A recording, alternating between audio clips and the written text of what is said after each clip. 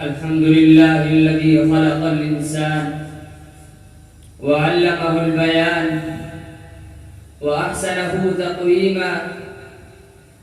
أشهد أن لا إله إلا الله وأشهد أن محمدًا صلى الله عليه وسلم.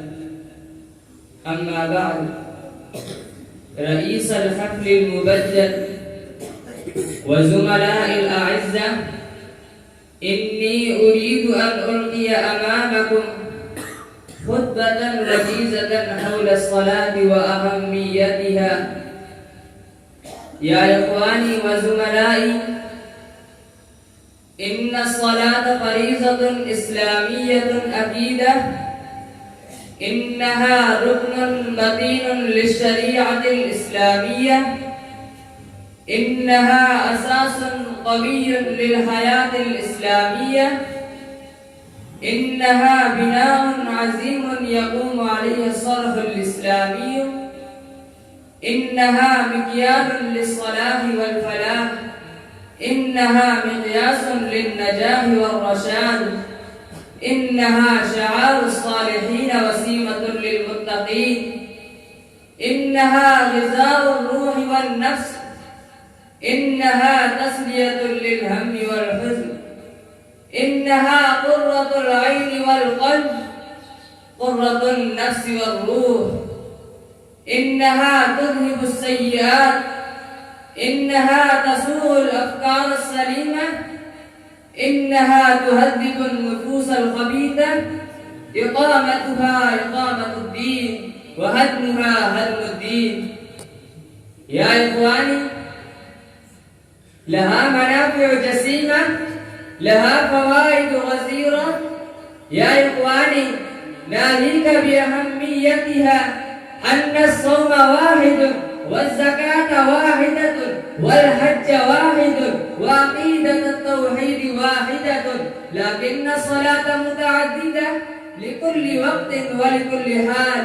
هذه الصلوات الخمسة، هذه صلاة الجمعة، هذه صلاة الخوف، هذه صلاة العيدين، هذه صلاة الجنازة، هذه صلاة المريض، هذه صلاة السفر. ناهيك بأهميتها أن الزكاة لا تؤدى إلا في فقراء المسلمين، أن الصوم لا يجب إلا في الشهر المخصوص، أن الحج لا يؤدى إلا في المكان المخصوص، لكن الصلاة حددت عن القيد والخصوص، فجعلت لها الأرض كلها مسجدا، برا وبحرا، ثرا وثريا. ناهيك بأهميتها أن المكان الذي تؤدى فيه الفريضة من الصلاة تنور بها وتشرف، فهو بقعة منورة، فهو بقعة مشرفة، فهو بقعة مكرمة. من عمره وبناه فله كذا وكذا مزايا، فكيف من أداها بنفسها؟ من بنى مسجدا بنى الله له بيتا في الجنة. خير البقاع مساجدها، وشر البقاع أسواقها، لا يعمره إلا من آمن بالله واليوم الآخر. إنما يعمر مساجد الله من آمن بالله واليوم الآخر، ولا ظالم أكبر من منعها وخربها. فمن أظلم ممن منع مساجد الله أن يذكر فيها اسمه وسعى في خرابها. يا إخواني، انظروا إلى هيئتها، إنها تحمل في طياتها معاني عجيبة وحقائق عميقة.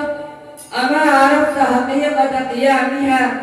إنه يدرب النفس والأعضاء الظاهرة تدريبا إنسانيا، ويحث على ترك الشهوات القلبية، ويحث على غض البصر عن الفحشاء والمنكر، ويقيد بالأحكام الإلهية في الحياة كلها، خلوة وجلوة، سرا وجهرا، انفرادا واجتماعا. أما عرفت حقيقة ركوعها وسجودها؟ إنه يذكر الإنسان في كل وقت أنك خلقت من هذا التراب الذي ترى والذي تظهر عليه عزوك الكريم من الأعضاء، فكيف تكبر وتجبر وأنت من هذا الطين وأنت من الصلصال؟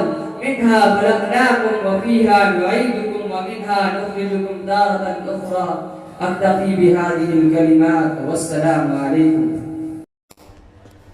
Thanks for watching. Don't forget to like, comment, share and subscribe to Al Wahid channel.